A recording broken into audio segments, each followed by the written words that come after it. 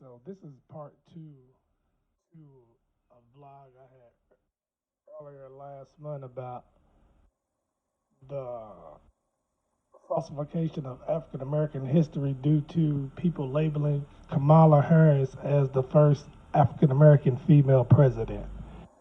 And I had, upon request, I had a lot of people asking me to read, investigate the situation and try to bring it to a head and try to help people to understand in the simplest terms of what I meant about falsifying American history. Okay, so already in the beginning, the colonizers already falsified African American history when they started our beginning as slavery. You know, we come over on a boat, chained to each other, on top of each other, and that's where they started our history. But so it was falsified, but we did a lot of things beyond that that you would have to actually read or research to understand what I'm talking about. So to move along, the most important issue at hand is now we can help the oppressor falsify our history again. Kamala Harris, however you say her name, yes, she is.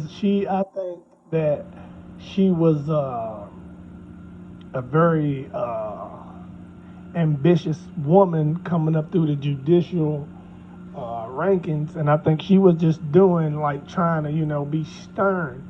Now, a lot of her sternness when it was going towards African Americans and minorities, was she doing it to be like the motherly type of woman? I don't know that, and I cannot tell you that. But I'm telling you for what it says on paper, what it says when I read and research like case files. She gave harsher punishments to minorities and African Americans rather than the opposite of the Caucasian nationality. So what really gets me is this. So when we look and we think about it, if you run your complete docs on it and cross-reference it with with like media outlets, and you can really cross-check your media outlets with a search. I mean, a lot of you can go to a lot of states have websites that you can go on and that you can really research case files. Like it's public files. These charges that's been brought, they're public files. They're open files. You can access them. I don't know how much they charge you. It's not going to be too much, but you can access them. But the thing about it is, let's move along. She further oppressed her, African American people. She is Jamaican and some other, I don't know. So I'm not going to quote it, but she's Jamaican and something else. Then you got an argument of people saying Jamaican people are African American. No, there are not. Jamaican people are not African American. African American is Africans in America.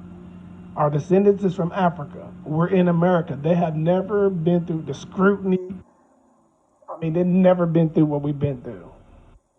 No, mostly Jamaica is ran by Jamaicans. Like people their same color runs their country. I mean, so you can't compare those. They don't have the generational uh, hatred that's carried amongst um, a collective of African Americans and a collective of Caucasian people. They ain't had that American upbringing, that uh, government issued racism at its finest, oppressism at its finest, everything like that. So it's a different story when you're really working with that. But let's move along though. So, but I mean, Kamala Harris, she held evidence that could have further exonerated several African American men. So when it was found out the man was innocent, they didn't even commit the charges. But why would, if she was out to help? Why wouldn't she? That's the people she should have been trying to get out. Is the people who the cases was weak, and that like the Innocent Project, basically. Like she should have been the person who was pushing forward to help with the Innocent Project for the minority and African American people, all people too, but African Americans and minorities make up like 73% of the prison system. Might be higher now. Prison system population might be higher now, but anyway. So then you go to, we put this in we put this in African American history of her being the first African American president. We're putting the African American female president. We're putting her all over the place. We're painting her. 2 years come down the road, you have people such as uh, our great grandkids, our great grandkids. Just years don't have to be 10 years down the road. They come by and they see that her nationality is Jamaican, and then what do you say? Because we're so eager to have someone that resembles us in office in the midst of this pandemic and this movement, one of the most important movements we ever had. But you cannot do that because we're falsifying records. We're falsifying African American history, just like the colonizers did. That's the thing. I don't think nobody really pays attention to that. I mean, if people think that I'm just being crazy or just coming up with these conspiracies, then you can, you have a right. You can comment, like, subscribe, But the only thing is this: is check this out though. As we go, they even falsified history down to. I've already spoke on the real Frederick Douglass Patterson. I spoke on him before, but they gave us Frederick Douglass. Then they also put the label the most photographed man in the world. He was photographed more than the bigger political people. Come on, man. But anyway, this is all falsified history that we was given, because if you give a race no history, they have no foundation. Then what happens? They fight amongst each other. That's why we fight, and we have no true identity. We come from slaves, so all we know is pain and hardship. Some of us make it out and some of us don't. But you have to think when they're using a token of a person to win over a race or a group of collected people. In order, we've been under democratic control. Even when it came to Jim Crow, we've been under democratic control. Jim Crow was a Democratic drafted up bill. And then years later, guess what they come up with? So they said, well, we can't enslave these people no more, man, like that. We can't. So 1994, they come up with the 1994 crime bill, was the new Jim Crow. I mean, so this is just, I'm not going to beat Democratic believers down. I'm not going to do that. That's not my point. My point is just understand your history. We've been in these people's care, Democratic care, for years. For years we have, and what have we got? We got nothing. We got nothing at all. They gave us nothing, and we still allow them to do that. They elected Barack Obama, right? They let him become president. The color of his skin, he was a light-complected man. Okay. So then you come up with Kamala Harris, you come up with Keisha Bottoms and Lori Abram. You come up with these two. These two are strong women. I mean, Miss Bottoms held Atlanta down through the pandemic. I mean, she stood up to the governor. I mean, she did her thing. That mayor, that lady there had the potential. That's what you want: young, driven, cultured, knowledgeable. You understand what it could. That could be something that could got the Democratic people more votes than ever, electing a dark complected. But you always know, and I'm not saying this, and I hate when people say that when they take this the wrong way, but you'll never see somebody my complexion in office. As a Democrat, I bet you will see a Republican. I guarantee you. You won't for a Democrat, though, because this is what you don't want to see, and that's why Joe Biden didn't choose Sarah Abrams or Keisha Bottom as his running mate, because they didn't fit the narrative skin color. They didn't fit the narrative. Yeah, we had Obama, the first African American president, but was he dark? And I'm not saying that means anything, but check out his elect. Check out his vice president candidate pick. Just check it out. I mean, it's simple. Just do the math. Just do your history. So understand where we came from. And the reason that we out here, the Black Lives Matter, because a lot of these cities, when I spoke on this, I said Democratic controlled cities, I meant that. And I say that for a reason, is because when I say democratic control, is because certain fundings they take and put elsewhere rather than put it where it needs to be at. Okay, now people say that okay, when Trump sent troops in to try to maintain some mayhem within say even Baltimore, St. Louis, you can keep going on, Baton Rouge, all of these things, Sterling Silver, all of those people, Sterling, all of those. Who else? Trayvon, all of those riots that you've had in those places, they didn't want militarized style police in there. But what do you have if you don't have law and order? Let's be honest. What do you have if you don't have law and order? So your Democrats want your police to have just a gun, a taser, and handcuffs and mace. That's it. So, but what if a situation comes to when things get tactical and somebody got you and your family hostage? Then they have to bring these high tech equipment in to try to rescue you or try to negotiate your freedom, you and your family's freedom. Nobody thinks about that. When it's time, when it hits home to us, that we don't want them to be militarized. At times they need to be, because you need law and order. You need law and order, and a lot of people don't understand it because as African Americans, a lot of us are raised up to hate uh, police officers or peace servants, and that's not a right. That's not right. I mean, that's not right. Everybody, most African American, if they don't tell you this, then they wasn't raised in poverty. But most African American kids, when you get from um, say 4 to 14, when you really doing like the shopping with a cop thing they used to have in Kentucky. When you have that, then it's cool. But once you get older and things, you start listening to rap music, then you're starting to get hypnotized on to this generation indoctrination about not liking the police, even when you're a kid. It's instilled in you. And if you never had that, if you can't relate to what I'm saying, then you wasn't raised in true poverty in a predominant black neighborhood, classified hood. And that's just the truth. But if you go and you think about most of the things that we've seen and we suffered through out our history, it's been at the hands of some democratic control, and nobody wants to admit that. And when I was saying about the cities being democratically controlled, look at Baltimore. Why do I say that? Because they take their funds and they do other things with it, like they have uh, international financial gains that's being sought out through them bringing oil in or doing them bringing this into their cities. And they're tapping out the resources out of it because they're taking it somewhere else to profitize off of it. Yes, to profitize off of it. They take it somewhere else. That's why the Democratic ran cities are ran down because they tap the resources in that city to take it other places to capitalize. And that's the God's honest truth. And you look at what most of these riots take place.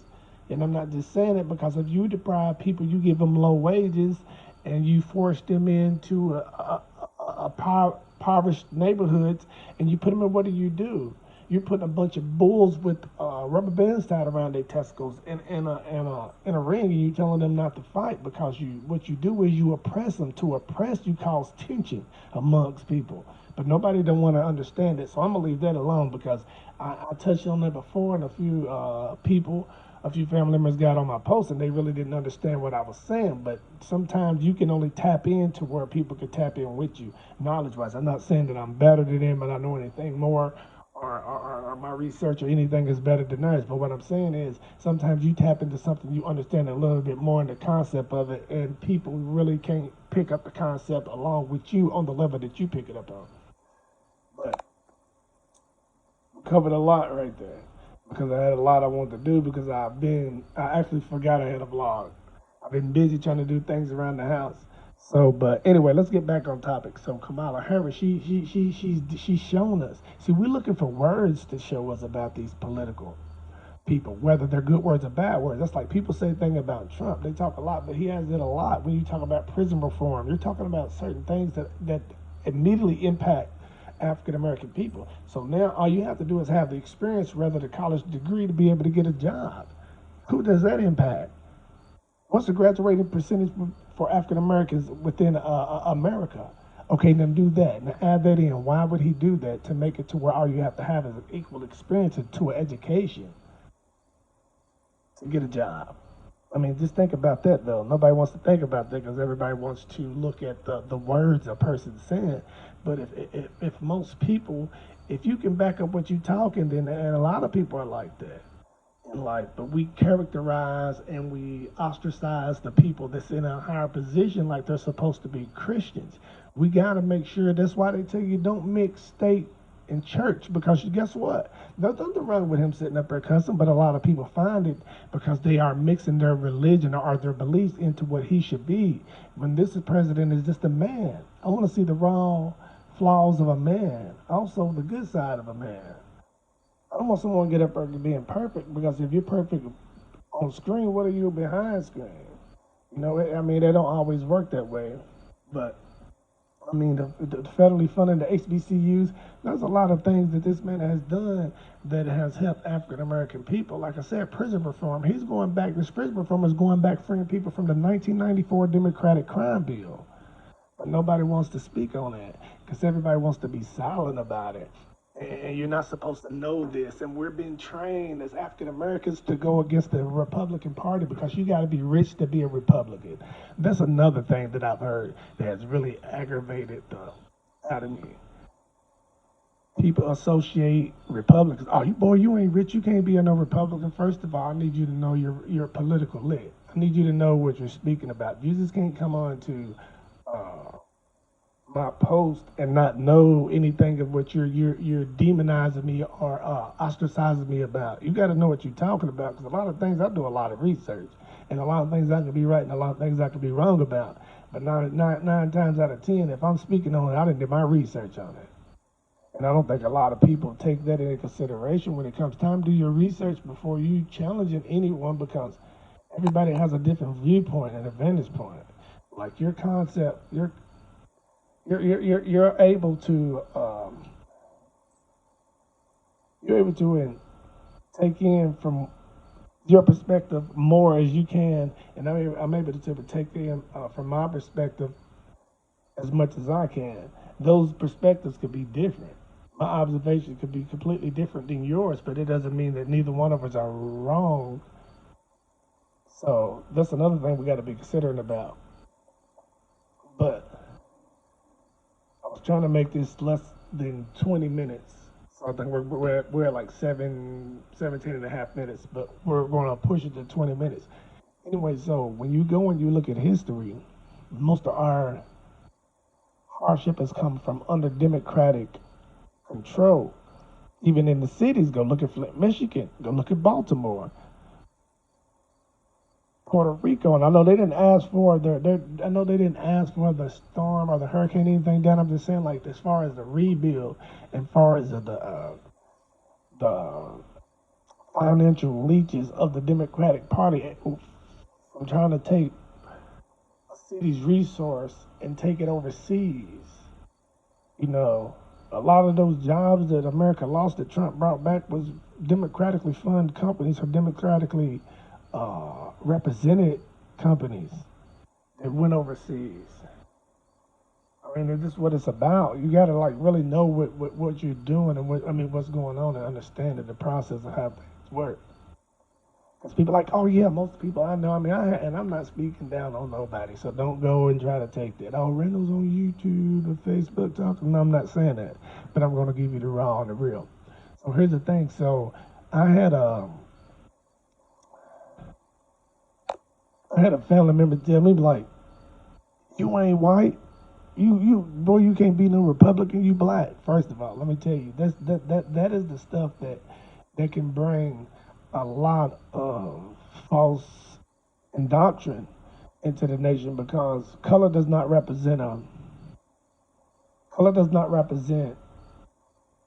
beliefs in a person.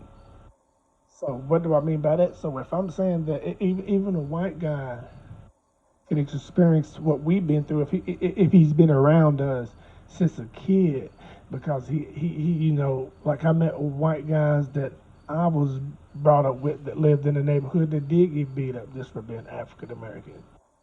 You know, Like they fought for years, but still stuck around the neighborhood. So that's what I mean. Like race doesn't always depict or place things how it should be, because some Caucasian people have been through some tormented stuff. Kind of like, I mean, just so in a sense of beat. You know what I'm saying? Like I know kids, or Caucasian kids that was from my neighborhood that was beat there for 10, 13 years and still stayed around. So race doesn't really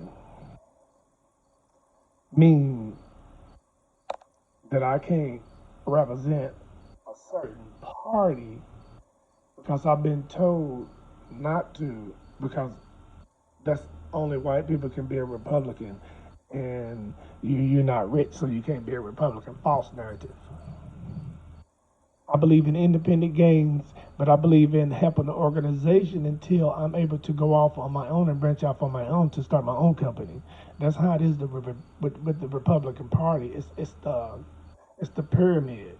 You have to work the pyramid, and it's not a scheme behind this pyramid. You have to work the pyramid. Like you slowly follow these legislation, these bills passed to help African American men who's been convicted of felonies, who's went a period of time without catching any additional felonies, who has a clear record for over 3 years. There's a lot of things that you can do, a lot of loans that you can apply for to help you get on your feet that no one's telling you about that you need to go and look for, but they're not telling you. So now we're speaking on those things, those loans, and certain, okay, let's go and speak back on Kamala Harris, how she was withholding the opportunity for our minorities and African Americans to get through the program they had called the re-entry program through the California prison systems. So they was trying to fluctuate people out and keep the recidivism down. Recidivism is the people that keeps coming back through randomly, like your frequent flyers through the prison systems. So what they was trying to do was alleviate the recidivism. So they created a program that was sponsored by Kamala Harris. It was a program that would help people who had less than 2 years or 3 years, that had less than 52 months on their sentence to complete, to let them go to a program to release them out to the streets so they would go to a halfway house. So what she was doing was they had records saying that there was twice as many as Caucasian that was released through that program due to their families being known or them having money. But then you had, like I'm saying, twice as much as people being released are Caucasian compared to African Americans and Hispanics and minorities. Twice as much, and African Americans, Hispanics, and minorities make up almost, what I said 70 earlier, but I think it might be 86% of the prison population. So how can you double? So that's what I'm saying. Like, pay attention to this stuff, man. Like a lot of these things, they tell you what they are by their actions, not by their words. Simple. You vote for Joe Biden and Kamala Harris, you're going to be the same thing. You're still going to be making the same thing at McDonald's. And people bust their ass at McDonald's, man. I don't care what nobody's saying. McDonald's is a busy place. I worked there before. It's a non-stop place. You probably hardly get a 20-minute. You would never have a 20-minute break when nobody coming through McDonald's, depending on which McDonald's you at. And I believe everybody should be able to minimum wage should be at least $12.50. I mean, we're going there sweating in some of these places, sweating our butts off, working 10 hours, 8 hours, or 10 hours a day to make these people millions. And then the Republicans, they're not going to see that. They're not about to give you they tell you that. They're not about to give you a raise minimum wage. How can he do that when when Joe Biden and Kamala Harris have a $4 trillion global plan? I mean, how? How can you do this? How can you raise minimum wage when you have a $4 trillion global plan planned? Come on, man. We're saying $4 trillion. Pay attention, man. Okay, well, it was a blessing to be able to speak to you guys and share my thoughts. But also, I like to cover that we will be back on the PowerPoints of this election. What's going to make or break either candidate, and the strong points. And I'm going to give you my strong points from the Democratic standpoint. I'm not going to just sit there and shun them. I'm going to be complete, non-biased to anything, to either side, and I'll tell you the good and the bad points of it. So you guys have a wonderful day. Thanks for watching Randall's Life, Randall's View. See you on the next episode.